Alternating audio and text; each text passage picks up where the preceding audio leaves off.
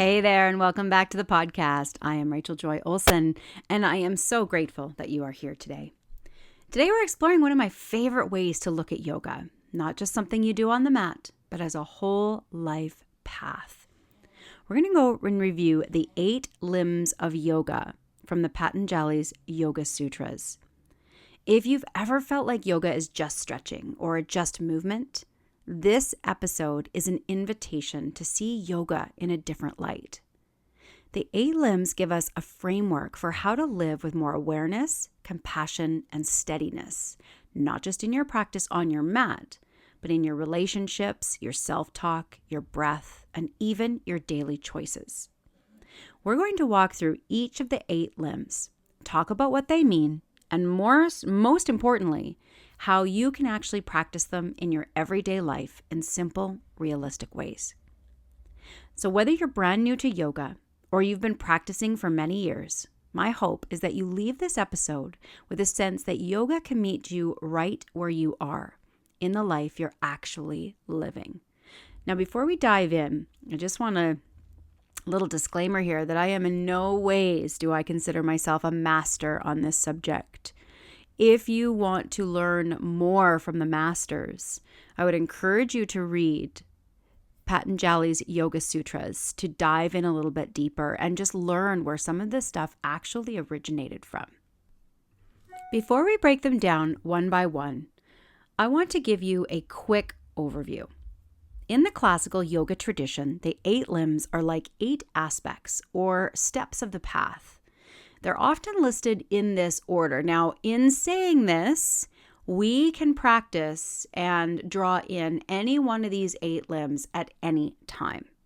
But they're often listed in this order. Number 1, the yama, how we relate to others or ethical principles. The niyama, number 2, how we relate to ourselves, our personal practices. And both of those have 5 aspects to them, which we will dive into deeper as we move along here. Number 3 are the asanas. This is what many of us know, especially in the Western culture. We know the asanas as the physical postures.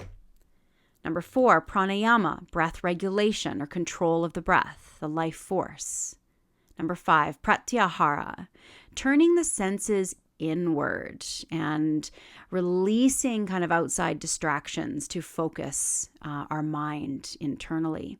Number 6, dharana, concentration of the mind. Number 7, dhyana, tapping into our meditative state. And number 8, samadhi. This is a deep sense of unity or integration. Now you can think of these 8 limbs like branches of the same tree. They're different, but connected. You do not have to master one before you touch the others. In real life, we weave in and out of them all the time. So let's start with the first limb, the yama. Yama is about how we show up in the world, our ethics, our boundaries, and the way we treat others, and honestly ourselves too. Traditionally, there are 5 yamas. Number 1, and my ultimate favorite, one I teach in class and truly live by in my day-to-day life as much as possible, is ahimsa. Ahimsa means non-harming and having compassion. So non-harming, and again, we're going to go into these in more detail, but just simply think about it is just that, but in so many ways. And again, we'll get into that in a minute. Number 2 is satya, truthfulness. 3, asteya, or non-stealing. Number 4, brahmacharya, wise use of energy. And number 5, aparigraha, non-grasping or non-attachment. So let's get into each one of these and bring them into everyday life, starting with ahimsa, which is non-harming or having compassion. Now, in your daily life, what does this mean? It might mean softening your inner critic, speaking kindly to yourself and to others, choosing not to push your body past its limits. It can look like pausing before you react, or catching yourself when you're being harsh towards yourself or someone else, and choosing a kinder response. Now, many yogis, and including myself, see the non-harming as also non-violence towards the self or others, and that includes all living beings. So this is the aspect of yoga where so many people will say, you're not truly practicing ahimsa if you choose to eat animals, in the sense that factory farming can be extremely violent on animals. So, in saying that, I want to make sure that people know that this is coming from a very non-judgmental space, in that, when you really look at your life and what you're drawing into your body, where is that food coming from? Where's the energy around that food? Has it had a violent life or a violent death? Well, if so, that energy is going to be drawn into you. It's the same thing as surrounding yourself or being in violent environments or watching violent shows, right? These things that are not really healthy for the mind or body are causing harm to the body. And of course, that goes against ahimsa.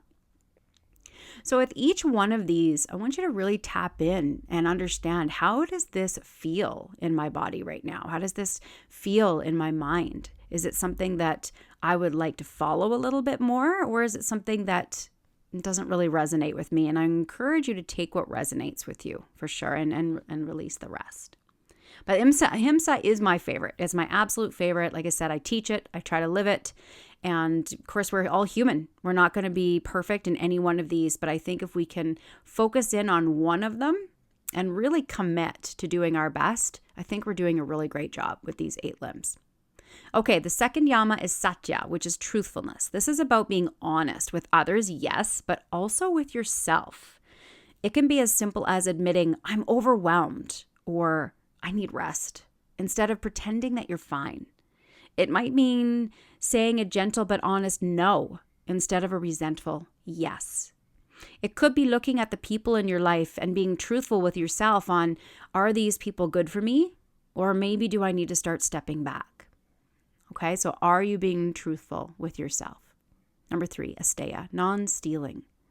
Beyond not stealing physical things, which is pretty obvious, this can mean not stealing your own time and energy with overcommitting, or not stealing attention from others by constantly comparing or competing. And it's honoring other people's time as well as your own. Okay, so notice how the stealing part or the non-stealing isn't just around physical things. Often we think about stealing as just taking somebody's stuff, right? Robbing a bank or a break-in or something like that. But we truly can steal from ourselves and others in energy and time and focus. Next one, number 4, brahmacharya, which is wise use of energy. So in modern life, think of this one as managing your energy in a healthy way. You could ask yourself, where am I leaking energy? Is it through over-scrolling on my phone, overworking, worrying too much? Wherever you basically waste your energy, okay? You want to take a look at that. And practicing brahmacharya might look like choosing one nourishing activity a day, right? Just one real nourishing activity instead of 10 draining ones. So if you thought, okay, yeah, you know what? I do waste a lot of attention and energy scrolling on my phone. Commit to taking 10 minutes a day in the morning, instead of jumping on your phone and scrolling, to meditating or having an opportunity for just contemplation or repeating positive affirmations to get you going through the day. Aparigraha is next. This is non-grasping. This is about loosening your grip on outcomes, on stuff, on needing things to be a certain way. In daily life, it might look like decluttering, letting go of old stuff around your environment, lightening up the load, letting go of old stories about yourself. Or perhaps just being willing to release what no longer serves you. So it's aparigraha is about letting go and releasing those things that just don't have a place anymore. So how to practice yama today? Well, I would encourage you to choose one yama and bring it into your day on purpose. Maybe today is ahimsa. It's an ahimsa day, and your attention is simply, I will speak kindly to myself. Or maybe you thought brahmacharya is something I want to focus on today, where you might simply ask, is this really where I want my energy to go today? Very small, specific, and kind actions is how we can practice the yamas the best. Moving on to the second limb, the niyama, is about our inner habits and personal practices. Traditionally, there are 5 niyamas: saucha, cleanliness and clarity; santosha, contentment; tapas, disciplined effort or inner fire; svadhyaya, I might not even be saying that right, so forgive me if I'm not saying that right, if you know, which is self-study; and then ishvara pranidhana, surrender and trust. So here's how this can show up off of our mat, and actually even on our mat too. So if you think about any one of these on and off the mat, these can be practiced. Number 1 is saucha, which is cleanliness or clarity. This doesn't mean perfection or rigid cleanliness. It's about clarity in your environment and your mind. It might look like tidying a small corner of your space, drinking water to cleanse the physical body, or choosing something that leaves you feeling clearer instead of foggier. So notice how it's cleanliness of the environment, the physical body, the mental and emotional body. Getting clear on what that is for you. Next one is santosha or contentment. This is about practicing enoughness, even as you grow. Maybe you choose to pause to appreciate something simple in your day, or choosing gratitude over constant comparison. Contentment isn't about complacency. It's a grounded appreciation for what is right now. And once you have that grounded appreciation, then you can move forward from there. Tapas is discipline and inner fire. Tapas is the willingness to stay with a practice. That's where your discipline comes in, your commitment comes in, especially when it's hard or when it's not glamorous. It might look like showing up to your mat for 10 minutes even when you don't feel like it, or sticking with a small self-care habit because you know it helps you. It's committing to taking care of yourself. It's committing to your meditation. It's committing to embrace new healthy habits. That's tapas. Svadhyaya is self-study. This is about getting curious about yourself. These are the practices of journaling, going to therapy when you need to work through something, finding a great coach to work with to help you move forward in your life, noticing your patterns instead of judging them. These are all the practice of svadhyaya. And again, I might be saying that wrong, and I'm sure I am, so I apologize. It's asking, why did I react that way, and what is this teaching me? The last niyama is ishvara pranidhana, which is surrender. This is the practice of letting go of the illusion of total control. It might mean trusting that you don't have to micromanage every detail, or acknowledging that there is a bigger intelligence at work in your life. In daily life, it's just a simple exhale and saying, I've done my part. Now I let go. So how to practice the niyama today? Pick one niyama and create a very simple ritual around it. For example, maybe a 2-minute gratitude practice for santosha, 5 minutes of journaling for svadhyaya, tidying your bedside table for saucha. Remember, tiny, consistent practices create profound inner shifts. The third limb is the asana. This is the one that most people recognize, the physical postures. Traditionally, asana isn't about fancy shapes. It's about creating a steady, comfortable seat, a body that can support a calm, focused mind. In everyday life, asana is any mindful movement that helps you feel your body, release tension, build strength and stability, create space for your breath. You don't need a full 90-minute practice every day to embody this limb. Asanas for everyday living might look like a few gentle stretches in the morning, a short yin pose that maybe you hold for anywhere between 1 and 3 minutes before bed, rolling your shoulders and your neck between tasks, or taking a mindful walk and noticing how your feet land. So how to practice asana today? Give yourself 5 to 10 minutes to move your body with intention. Feel your body as you move. Decide ahead of time. This is not about performance. It's about connection. Maybe even ask your body, how do you want me to move today? and follow the answer as best you can. I absolutely love bringing that mindfulness into my practices, whether I'm teaching, whether I'm doing my own. It's always important to listen, tune in, and be curious with each movement. The fourth limb is pranayama.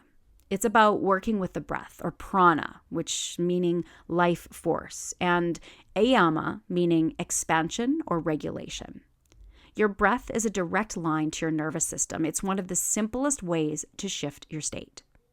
In everyday life, pranayama is taking slow, conscious breaths when you feel stressed, lengthening your exhale to calm your system, using breath to anchor your attention when your mind spirals out of control. You don't need complex techniques to benefit. Simple is powerful. Here's a few options. The first option is 4 to 6 breath, or 4-6 breath. You inhale for a count of 4, 1, 2, 3, 4, and you exhale nice and long for a count of 6, 5, 4, 3, 2, 1, and repeat. So notice in this breath, your inhale is just a touch shorter than your exhale.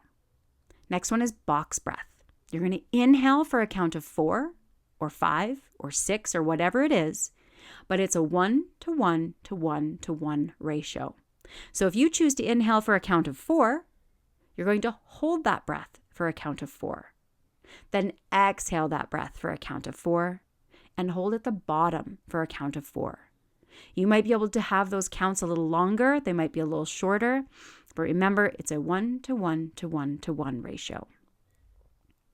This one I love is the sighing exhale, where we inhale through the nose and exhale through the mouth with a soft sigh. I love doing this one when I teach yoga classes because it gives you an opportunity to just tune into the breath and let everything go. It's been said that it's with that little soft sigh, it teaches or triggers the nervous system to relax. So I think this one's really important if you carry a lot of stress and anxiety in your day. Sometimes you might go out about your day and notice that you'll sigh. I do this sometimes, and my boyfriend will be like, "What's the matter with you?" And I'm like, "Oh, I didn't even realize it." And I truly believe that's just your way, your body's way of releasing excess stress or tension. So how to practice pranayama today? Choose a moment you already feel stressed. Before a meeting, in the car, after an intense conversation, and give yourself 3 slow, intentional breaths. That right there is simple and pranayama in real life. The fifth limb, pratyahara, is often described as withdrawal of the senses, but that can sound a bit abstract. In everyday life, pratyahara is about turning down the volume of external noise so you can hear yourself more clearly. We live in a world of constant stimulation, notifications, news, noise, expectations. Pratyahara is the practice of stepping back from that, even if only briefly. It might look like putting your phone in another room for just a little while, sitting in silence for a few minutes without music or input, closing your eyes in a pose to feel from the inside, taking a quiet walk without podcasts or calls. This limb is like giving your nervous system a break from the constant on switch. So how to practice pratyahara today?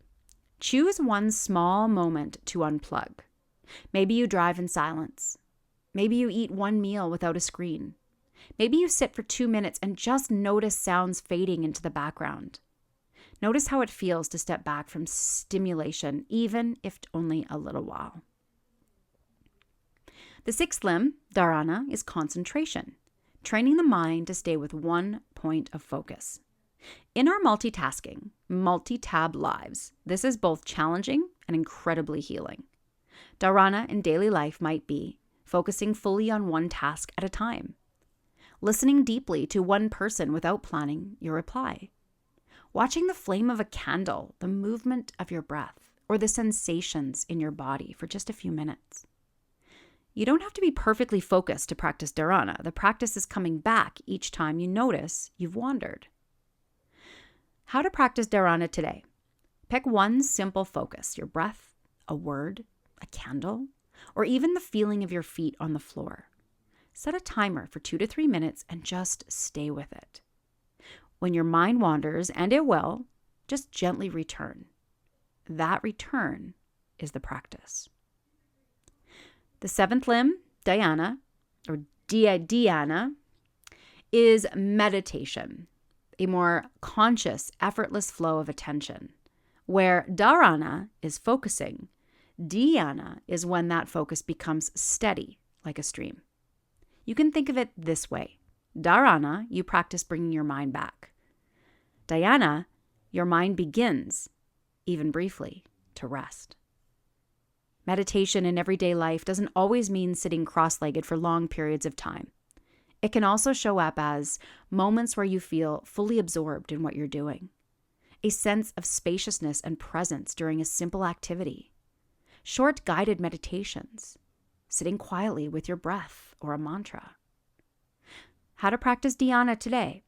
If you already have a meditation practice, this may already be built in. If you don't, try 3 to 5 minutes of simply sitting, following your breath, and letting your thoughts come and go without needing to fix them. You're not trying to stop thinking. You're just not chasing every thought. The final and eighth limb is samadhi. It is often described as enlightenment or bliss, but I like to bring it down to something we can touch in everyday life, moments of deep connection and integration. Samadhi is those times when you feel connected to something bigger than yourself, deeply at peace, if even for a moment. Like body, mind, and heart are all moving in the same direction. You might see it as or experience as in shavasana, when everything just feels quiet and you get to rest. In nature, when you're part of the landscape, this is where I truly feel samadhi, is surrounded by the beauty of nature. In a moment of stillness, prayer, or gratitude, in deep presence with someone you love. It's not a state that we force. It's something we become more open to as we live the other limbs. So how to relate to samadhi in real life? Instead of chasing a permanent state, simply start noticing the small moments when you feel deeply here, grounded, present, connected. Let these moments matter. Let them remind you that yoga is leading you towards wholeness, not perfection. So let's bring it all together. To recap, the 8 limbs of yoga aren't just philosophical ideas. They are practical ways of living. Let's review. The yamas are how you treat others, and often yourself. Niyamas, how you care for yourself, and often others. The asanas, how you live or move in your body. Pranayama, how you work with your breath. Pratyahara, how you step back from the noise. Dharana, how you practice focus. Dhyana, how you rest in presence. And samadhi, how you touch moments of deep connection. Remember, you don't have to practice them all the time. You may weave 1 or 2 into your day. Think about a kinder thought. Well, that's part of the yamas. A 2-minute journal check-in. Well, that's part of the niyamas. A simple stretch. There's an asana. 3 slow breaths. Pranayama. A quiet moment without your phone. That's pratyahara. Focusing on one thing and one thing only. That's dharana. Sitting in stillness, dhyana, and noticing a moment of deep peace. Now you're in samadhi. Yoga, in this sense, becomes less about doing it right and more about living with intention. So as you move through the rest of your day, maybe ask yourself, which limb am I already touching or living without realizing it? Which one is quietly calling to me right now? You don't have to overhaul your life. You don't need to become a different person. You simply get to bring a little more awareness, breath, and compassion into the life you're already living. So as always, thank you so much for being here with me today and for exploring the deeper layers of yoga. This is exactly where my heart lies and how I would encourage everyone to practice yoga. Bring some of this on your mat and take it off your mat with you as you step away into your life. And if your heart is calling for more of this, I invite you to join me as a member to experience live on Zoom yoga classes, on-demand classes. I've got a huge library of books, programs, classes that you can use on a daily basis on your own time. as well as my monthly masterclass where we meet live once a month and you are supported to go deeper and gain support on this beautiful journey of life where you're striving to reach your goals and manifesting your desires. I'm so grateful you're on this path in your own way, in your own timing. So until next time, my friends, keep rocking your wellness. Thanks for joining me on this episode of the Rockin' Wellness Podcast.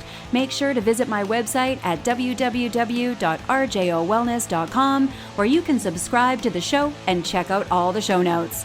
While you're at it, if you found value in this podcast, if you'd simply tell a friend about it, that would help out too.